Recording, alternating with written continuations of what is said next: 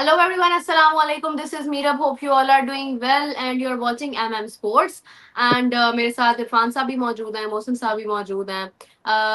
मोहसिन साहब, इरफान साहब, अस्सलाम वालेकुम. कैसे हैं आप दोनों? वालेकुम वालेकुम अस्सलाम। आप कैसी हैं? ठीक हैं?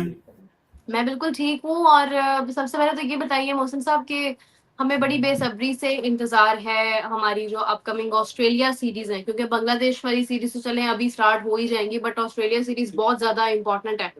मगर ये है कि जो खबर हमने सुनी है कि जिस तरह से ऑस्ट्रेलियन प्लेयर्स ने अहमियत दी है, ऑब्वियसली आईपीएल को उन्होंने कहा है कि हम नहीं छोड़ेंगे, तो हम पाकिस्तान के साथ ओडीआई सीरीज में नहीं आएंगे, हम अपनी आईपीएल की सीरीज को इम्पोर्टेंस ज्यादा देंगे. तो डू यू थिंक कि ये वाकई एप्लीकेबल होगा और उनका बोर्ड उनको इस चीज की इजाजत देगा? एप्लीकेबल बिल्कुल हो सकता है, क्योंकि बल्कि मेरा ख्याल है कि ये फैसला हो चुका है कि जो जो प्लेयर्स प्ले ऑफ में जाएंगे, हम्म. जो आईपीएल में प्ले ऑफ में जाएंगे, जिनमें तो है कि ट्रेविस हेड चला जाएगा, कमिंस जाएगा, फिर हैजलवुड जाएगा, और इस तरह एक और है, वो है स्टार्क, ये हम्म. जाएंगे. तो ये वो प्लेयर्स हैं जो वहां पे बिजी होंगे, तो ये हम्म. यहाँ नहीं आएंगे. अच्छा, एक तो एक तो वो चाह भी नहीं रहे कि ये जिन प्लेयर्स का मैं नाम ले रहा हूँ ये वाइट बॉल खेलें, क्योंकि ये सिर्फ पाकिस्तान की हद तक नहीं है. ये जो बात है, ये पाकिस्तान के हद तक होती तो फिर हम इसको इस तरह ले सकते थे कि जी उन्होंने आईपीएल को तरजीह दी है, या जैसे ऐसा नहीं है. वो ऑस्ट्रेलियन बोर्ड ये चाह रहा है कि वो इनको बांग्लादेश के लिए भी मत भेजे. तो हम्म. ये बांग्लादेश में भी रेड बॉल खेलने जाएंगे टेस्ट के लिए, क्योंकि वो चैंपियनशिप वो होगी, टेस्ट चैंपियनशिप हो रही है. तो उस वजह से वो ऑस्ट्रेलिया टेस्ट के लिए, तो वो रेड बॉल की रिप्रेजेंटेशन के लिए प्लेयर जाएंगे. व्हाइट बॉल ये बांग्लादेश भी नहीं जाएंगे, हालांकि उस वक्त तक ये खत्म हो चुकी नहीं आईपीएल. तो वो इसलिए ये ज़हन में रखिए कि ये उसमें आईपीएल का इशू नहीं है. ऑस्ट्रेलियन बोर्ड खुद ये चाह रहा है कि इनको रेस्ट मिले, क्योंकि ये पहले भी खेल के आए हैं. ऑस्ट्रेलिया अपने वो पहले खेला है, पीछे अपनी एशेस खेला है, फिर वो प्लेयर्स इधर आ गए हैं. इधर भी एक लंबा सेशन होता है, 2 महीने का सेशन है इनका आईपीएल का, वो भी खेले हैं. अब वो इनको रेस्ट देंगे ताकि टेस्ट के लिए ये दस्तियाब रहें, कोई इंजरी ना हो जाए. तो ये इनकी ऑल सूरत राइट, है. All right, all right. लेकिन ये है कि इरफान साहब, अगर हम देखें वैसे भी अमूमन जब पाकिस्तान की ऑस्ट्रेलिया के साथ सीरीज होती है, आपने लास्ट ओडीआई देखा था उसमें, क्योंकि बीजीटी आने वाला था उस वक्त, आई थिंक या मतलब उस टाइम ये बॉर्डर गवास्कर ट्रॉफी थी, तो बहुत सारे प्लेयर्स ने शमूलियत अपनी नहीं शो की थी ओडीआई सीरीज में. तो बहुत से नए प्लेयर्स थे, डेब्यू हुआ था कुछ प्लेयर्स का. तो मतलब ये है कि नॉर्मली भी ऐसा होता है कि बहुत सारे इंडिया जो ऑस्ट्रेलिया के जो टॉप प्लेयर्स हैं वो पाकिस्तान के अगेंस्ट सीरीज खेलने के लिए नहीं आते हैं. तो आई डोंट थिंक सो कि इट्स अ बिग डील कि अगर वो आईपीएल में अपनी इन्वॉल्वमेंट चाह रहे हैं या वो बीजीटी के लिए अपने आप को प्रिपेयर कर रहे होते हैं बैक इन 24. तो मतलब ये है कि वो तो ऑलरेडी इंटरेस्टेड नहीं होते हैं पाकिस्तान के साथ खेलने में, तो इसमें नई बात क्या हो सकती है? देखिए, जो आप रेफरेंस दे रही हैं उसमें अगर बताता चलूं कि पहले 2 मैचेस में फुल स्ट्रेंथ थी. तीसरे मैच में उनके प्लेयरों ने ले ऑफ लिया और उन्होंने कहा कि हमने टेस्ट की तैयारी करनी है. तो पहले 2 टेस्ट मैच में उनकी 100% पूरी स्ट्रेंथ के साथ वो खेले थे. हाँ, ये बात आपकी बिल्कुल 100% ठीक है. जब पाकिस्तान आके सीरीज खेलनी होती है तो आप लास्ट 3-4 ईयर से कोई भी सीरीज उठा के देखते हैं तो आपको नजर आता है कि कोई भी टीम आपको पास फुल स्ट्रेंथ को नहीं भिजवा रही. ये एक कंसर्न वाली चीज है. उससे पहले आप जाते हैं तो वो तो ऑब्वियसली अपनी होम ग्राउंड ग्राउंड पे पूरी फुल स्ट्रेंथ खिलवाते हैं. मुझे 3 साल के अंदर सिर्फ एक सीरीज याद आ रही है जो शायद आप लोग भी रिकॉल करेंगे. चैंपियन ट्रॉफी से पहले जो ट्राई नेशन हुआ था जिसमें न्यूजीलैंड और साउथ अफ्रीका था, वो भी फुल स्ट्रेंथ इस वजह से थी कि उसी के फौरन बाद 3-4 दिन के गैप के बाद चैंपियन ट्रॉफी थी और पाकिस्तान ने ही ऑब्वियसली होस्ट कर रहा था. तो उन्होंने इस कंडीशन के साथ क्लेमेटाइज होने के लिए उन्होंने already they are all here, वो था. अदरवाइज न्यूजीलैंड ने कोई 3-4 टूर कर चुके हैं. साउथ अफ्रीका की आप सीरीज देख लें, अभी रिसेंटली लास्ट ईयर जो हुई है. श्रीलंका की भी इवन फुल स्ट्रेंथ उस तरह नहीं आई जिस तरह उनकी होती है. खैर, श्रीलंका की तो वैसे ही टीम का ग्राफ काफी नीचे गया है. उसके अलावा बाकी भी आप जो टीमें देखते हैं तो टेस्ट के अंदर तो उनकी स्ट्रेंथ आती है, बट वो ओडीआई T20 के अंदर वो किसी भी स्ट्रेंथ को आप देखेंगे, टीम को देखेंगे तो 100% स्ट्रेंथ नहीं आती. दूसरा जो है आईपीएल की बात, देखिए आईपीएल जो एनओसी लेता है वो आपको प्लेयर को जब आपको बाकी लीग से 10 गुना ज्यादा पे करता है तो वो आपको किस तरह अलाउ करेंगे. और खास तौर पे जो ऑस्ट्रेलियन प्लेयर है आपको याद होगा कि मोस्टली तो लेटर ऑन ज्वाइन किया है. पहले तो वो फर्स्ट अटेम्प्ट में नहीं आए, स्टार्क भी जल्दी नहीं आए, कमिंस भी जल्दी नहीं आए, तो ये तो नहीं हो सकता कि पहले भी आप अपने प्लेयरों को ना भेजें। ग्रीन को भी आप कह रहे हैं कि इतना टाइम बॉलिंग नहीं करनी, इतना टाइम आपने बॉलिंग करनी है, तो पहले ही ऑस्ट्रेलियन बोर्ड ने डिफरेंट चेक एंड बैलेंस लगाए हुए हैं। और आपको ये भी मालूम होना चाहिए कि जब जून के अंदर इधर सीरीज होनी है तो एक्स्ट्रा ऑर्डिनरी किस्म की एक्सर्शन, T20 तो वैसे ही नहीं, चार ओवरों की गेम है, इधर 10 ओवर है, 50 ओवर की गेम है, तो मुझे लगता है कि वो अपने प्लेयरों को सेफ गार्ड करेंगे। वो इतनी बायलैटरल के अंदर वैसे भी ये सिर्फ एशियन माइंडसेट है, खासतौर पे पाकिस्तान के पूरी टीम खिलाओ, किसी सीनियर ने रेस्ट नहीं करना।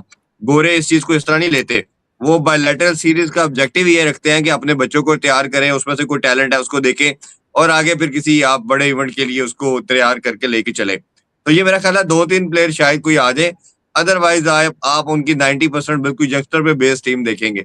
आज दो कि उनके यंगस्टर भी बड़े अच्छे खासे तगड़े होते हैं कि ऑस्ट्रेलियन सिस्टम है उसके तहत वो आते हैं, लेकिन मेरे लिए कोई शॉकिंग बिल्कुल नहीं होगा अगर उनकी मेन टीम नहीं आती तो। वही बात है मोहसिन साहब, यही सवाल मेरा आपसे भी है कि हम ये बड़े अरसे से देख रहे हैं, स्पेशली 23 ऑनवर्ड्स तो हम ये भी देख रहे हैं कि न्यूजीलैंड की टीम है, वो भी अपने मेन प्लेयर्स, अपने टॉप प्लेयर्स नहीं, बहुत सारे लोग मेरे से इख्तलाफ करते हैं कि आप क्या 11 में से कोई भी प्लेयर उनका ए प्लेयर नहीं होता। देखिए, एक कॉम्बिनेशन जो टीम के अगेंस्ट, जो एक स्ट्रॉन्ग कॉम्बिनेशन ऑस्ट्रेलिया का होता है ना, तगड़ा कॉम्बिनेशन, वो नहीं होता है पाकिस्तान के अगेंस्ट, बहुत टाइम से हम देख रहे हैं। तो अगर अभी वो आईपीएल भी इन केस अगर स्टार्क वहां पे बिजी है, तो आई बेट के उनका कोई अंडर 19 से लाया हुआ जो बॉलर है वो भी हमें टफ टाइम दे सकता है। ये तो हम मानते हैं कि ऑस्ट्रेलियंस हमारे होम ग्राउंड पे तो ठीक है, हमने उनसे उन्हें शिकस्त दी है बहुत बड़ी, और नो डाउट कि हम जब पिछली ऑस्ट्रेलिया सीरीज खेले थे उनके साथ ओडीआई, उसमें भी हमने वो सीरीज जीती थी। बट ये है कि the point to be noted is that कि nobody take us that seriously कि जिस तरह से लेना चाहिए। जो क्रिकेट हम खेल रहे हैं वो कैसे हमको सीरियस लिया जा सकता है? देखिए, जिस लेवल पे या जिस किस्म की क्रिकेट या जिस स्किल लेवल पे हम जाके खेल रहे हैं, हमें क्या हम ये समझते हैं कि किसी एसोसिएट टीम जो हो, जिस वक्त आपने एसोसिएट टीम्स के खिलाफ भी खेला तो आप कंफर्टेबल थे उस दिन के जी आप जीत जाएंगे? उस दिन भी हम कंफर्टेबल नहीं थे। तो ये एक बहुत बड़ा सवाल है, वो ये है कि आपकी परफॉर्मेंस अगर इतनी बुरी होगी और इस लेवल पे जाके खड़े होगी, ना आपसे फास्ट बॉलर खेले जा रहे हैं, ना आपसे स्पिनर खेले जा रहे हैं, ना आपके पास कोई एक्सप्रेस फास्ट बॉलर है, ना ही आपके पास कोई ऐसा स्पिनर है जिससे दुनिया डरती हो, तो मुझे बताइए कि वो क्यों भेजेंगे आपके पास अपने सीनियर? किस लिए भेजेंगे? जब आपको वो दूसरे दूसरे दर्जे के या तीसरे दर्जे का प्लेयर जो है that they think that is sufficient for us, तो फिर हमें उन्हें क्या जरूरत है कि अपनी मेन को टीम को भेजने की बाद मतलब रेस्ट करें? जिस तरह आज अब तो हम ये नहीं कर पा रहे, लेकिन अगर इंडिया जो है इस वक्त आयरलैंड के लिए टीम भेजेगा तो वो अपनी मेन टीम भेज देगा? नहीं भेजेगा। क्यों भेजेगा वो? तो ये वो वहां पे कुछ प्लेयर्स अपने सीनियर्स के साथ जूनियर्स को अटैच करके उनको एक्सपोजर के लिए उनको भेजेंगे। अब आप ये देखें ना कि आपका फर्क कहाँ है? आपका फर्क यह है कि आप बांग्लादेश गए हैं और आप बांग्लादेश में 3 से 4 लड़के वो ले गए हैं जिन्होंने ना तो उनके पास अभी कैप है और ना ही उनके पास कोई एक्सपोजर है। या तो ये हो कि आप उनके पास डेब्यू करवा रहे हैं ना आप, ऑफ कोर्स डेब्यू करवा रहे हैं, और डेब्यू करवाने से पहले उनके पास कुछ इंटरनेशनल एक्सपोजर, कुछ शाइन के साथ, कोई ए के साथ, किसी अच्छी टीम के साथ वहां होता, वो तो नहीं है।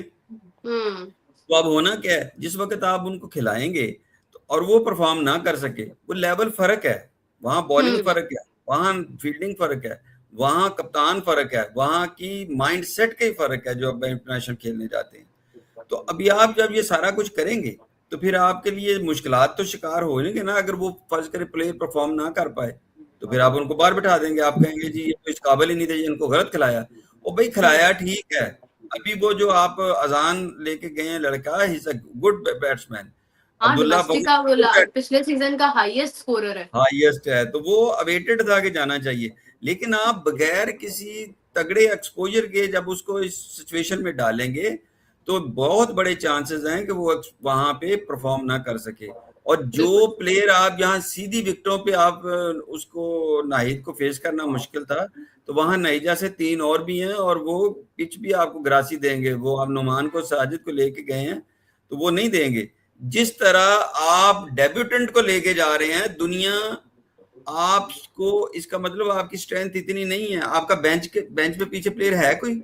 जिसको आपका कुछ सीनियर आराम कर रहा हो, आप सारे लेके गए हैं, तो इसका मतलब मतलब आपके पास आपका कोई टॉप प्लेयर जो है वो नहीं मतलब रह गया ना, जो आपने मतलब बाहर आपके किए हैं वो परफॉर्मेंस ना होने की बेस पे बाहर किए हैं, पूरी वो स्ट्रेंथ इसलिए लेके गए हैं ना आप पूरी स्ट्रेंथ हाँ। एग्जैक्टली। लेके गए हैं। तो हाँ, आप आप अपनी फुल अगर स्ट्रेंथ लेके गए हैं, उसके लिए फुल आपको स्ट्रेंथ डेब्यू भी लेके, करवाना तो पड़ा। अच्छा, अगर पूरी आपकी स्ट्रेंथ के पूरी अंदर भी एक भी मोहसन भाई सॉरी मैं इंटरप्ट कर रहा हूँ, एक भी प्लेयर है जिसकी 50 की एवरेज नहीं है, ये पूरी स्ट्रेंथ है मैं हमारी।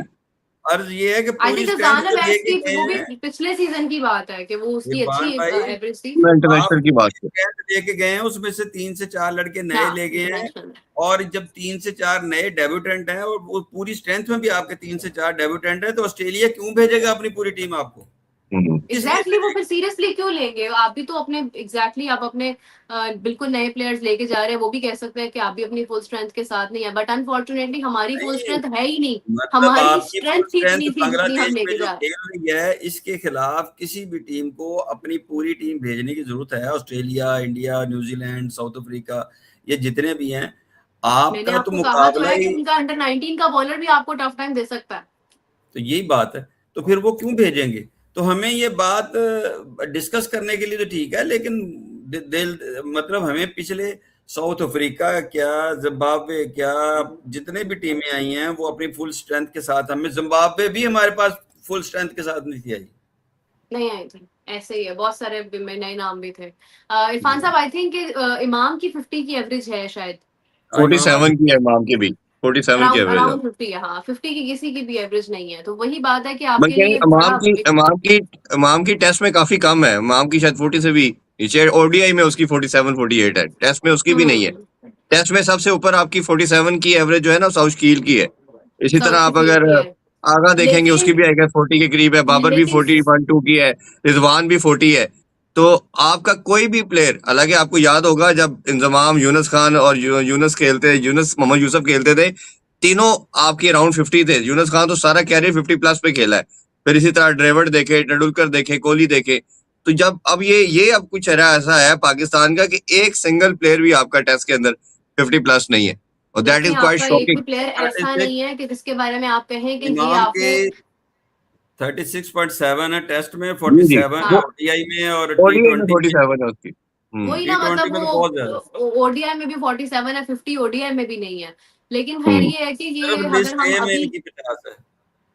अगर और हम अभी वाली टेस्ट सीरीज की बात करते हैं जो हमारी बांग्लादेश के खिलाफ है, उसमें जिस तरह मोहसिन साहब ने कहा है कि आप बहुत सारे प्लेयर्स का डेब्यू करवा रहे हैं, ओडीआई के अंदर भी आप अगर देखें तो आई थिंक के रिजवान के नाम जरूर हमारी वेन आती है एक, बट अगेन उसके अंदर बहुत सारे तगड़े प्लेयर ऑस्ट्रेलिया के नहीं थे। और अभी इस बार भी अगर यही चीज होती है तो ठीक है, हमारे लिए तो अच्छा है, बट अनफॉर्चुनेटली इस बार हमारे पास जो पहले होता था। अच्छा,